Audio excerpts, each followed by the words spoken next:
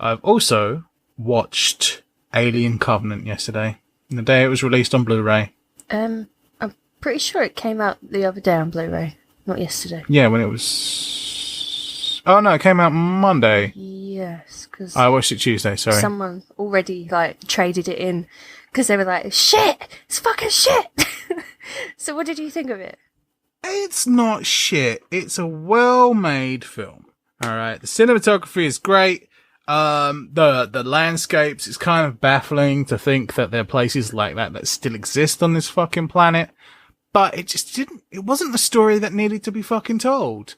My issue, and I said this to you at the time when I was watching it, I was like, Ridley Scott hates aliens so fucking much. He hates what James Cameron did with it. He hates the Queen and everything like that. Yeah. And he's going so far out of his fucking way to nullify that from the timeline that it's kind of ruining the films he's making. Like Prometheus, what was that still, I didn't mind it. I actually enjoyed some parts of it, but it just didn't make sense. It kind of suffers from the same thing that this movie suffers from, which is you have these colonists or scientists that are going down to planets to deal with all this weird shit, who have been trained to deal with weird shit.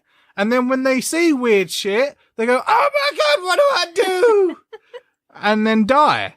And it's like, well, you were trained to deal with that. There's like a whole scene where they go down to a planet. This is on Covenant. They go down to the planet and everyone's like, oh, I'm going to stay here and take geological samples. And somebody stays with them. And you're on a fucking alien planet. You don't know exactly what the atmosphere is fucking like. And you spark up a cigarette. What the fuck? You're a scientist. Stop it.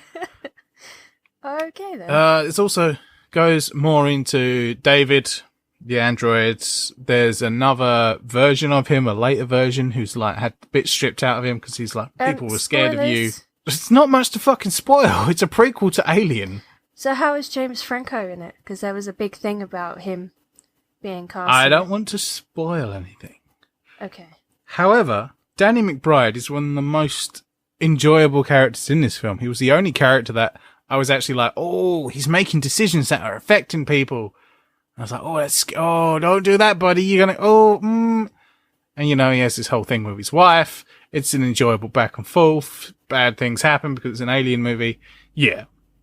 So, this film just doesn't go anywhere. There's some genuinely creepy fucking shit that's gone down, and you get glimpses of it, but I would have liked to know more about that. I would have liked the film to focus more on that. You get the protomorph, which is that white kind of alien thing. It's just... If you're an Alien fan, watch it. There are bits that you will find that are serviceable. There are bits of lore there that you kind of go, oh, okay, yeah, interesting. Otherwise, I would probably steer clear. Fair enough. Also, they went out of their way to do some things in this that are practical effects. Like there's a scene of something running along the floor, and it's an actual maquette. It's an animatronic. But the way they've shot it and lit it, it looks CGI. So it's like, that's kind of a waste. But other than that, I give it a 2. Out of 10? If you're an Alien fan, 2 out of 10. Yeah. Are you serious? For the die-hard fans only. Otherwise, it's a story that just doesn't really need telling. 2 out of fucking 10. Jesus 2 Christ, out of fucking 10. That's a strong... Yeah, and I am a die-hard Alien fan, as you know. Yeah, wow, okay. I suppose at some point I will be watching it, but Jesus, now I'm like, oh jeez, oh man, I don't know if I want to.